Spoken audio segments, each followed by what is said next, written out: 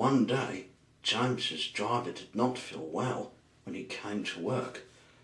"I'll manage," he said. But when they reached the very top of the steep hill, he could hardly stand. The fireman drove the train to the next station. He spoke to the signalman, put the trucks in a siding and uncoupled James ready for shunting. Then he helped the driver over to the station and asked them to look after him and find relief. Suddenly the signalman shouted. The fireman turned round and saw James puffing away.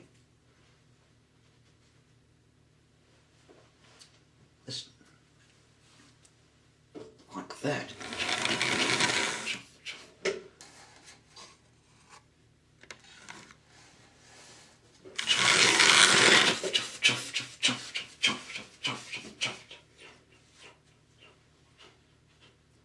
He ran hard and he couldn't catch him, and soon came back to the signal box.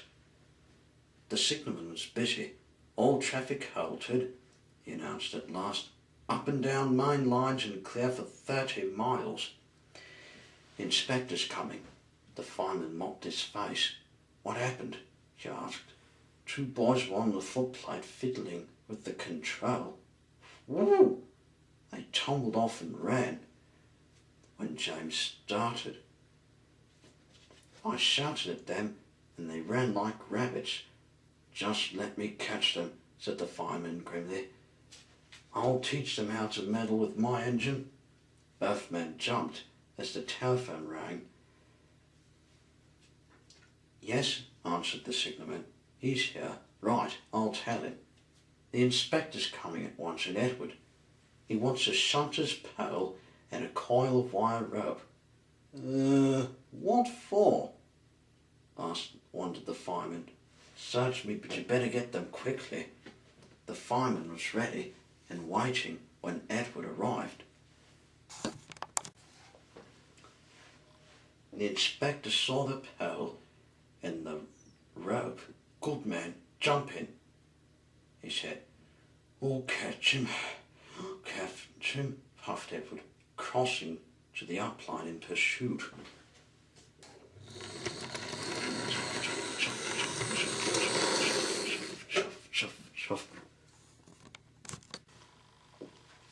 James was laughing as he left the yard.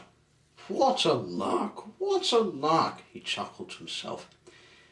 Presently he missed his driver's hand on the regulator, and then he realised that he hadn't one in his cab. "What shall I do?" he wailed. "I can't stop. Help! Help!" We're coming, puffed Edward. Edward was panting up behind with every ounce of steam he had. With a great effort he caught up with James. Then he called for backup. He called the Startugs. They were doing the same as well. They puffed up with every ounce of steam they had. At last they caught up with the engines. "Steady, you lot," said Edward. 10 Cents and Sunshine went carefully beside the engines. 10 Cents was on James's side, and Sunshine was on James's side, and Edward's side as well. The inspector stood on Edward's front, and now the three of them were holding some nooses of rope and some shunter's pole. They were trying to slip it over James's buffer beam. The engines and the tug swayed and lurched.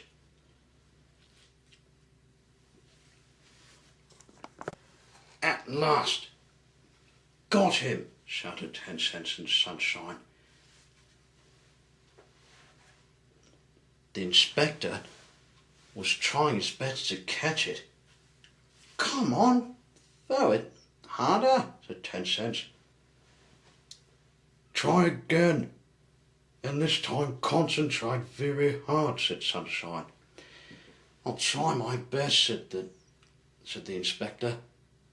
Trying to do something on the track while the trains and tugboats were moving was very risky.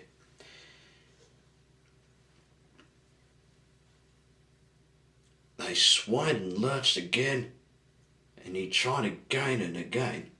More than once he nearly fell off, but just saved himself.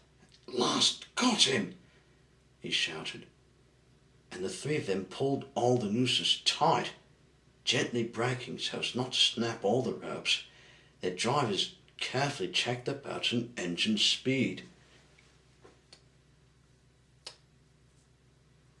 The inspector climbed back into Edward's cab safely, and the fireman scrambled across to James's cab and took control. "So the old iron caught you after all," chuckled Edward. "And some other star tugs like us have rescued you too," chuckled Sunshine. "You should thank us," said Ten Cents. "Thank you, Star Tugs, for rescuing me." "That's all right.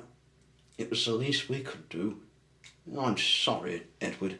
Thank you for saving me. You and your friends were splendid." "That's all right," said Edward. They arrived at the station side by side, and the Fat Controller was waiting. "A fine piece of work," he said. "James, you can rest and then take your train. I'm proud of you, Edward. You shall go to the works and have your worn parts mended." "Oh, thank you, sir," said Edward happily. "It'll be lovely not to clank."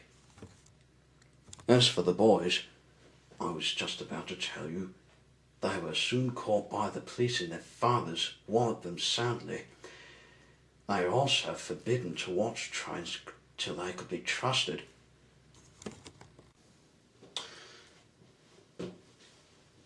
James's driver soon got well in hospital and is now back at work. James missed him very much, and he missed Edward more. And you'll be glad to know that when Edward came home,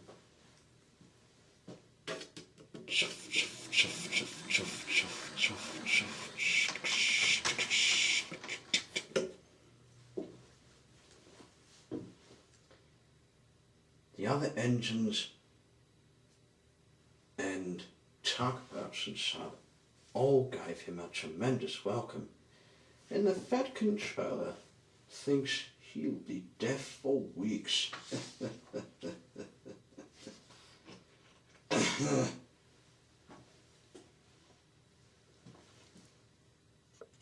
And that's the end of this week's story.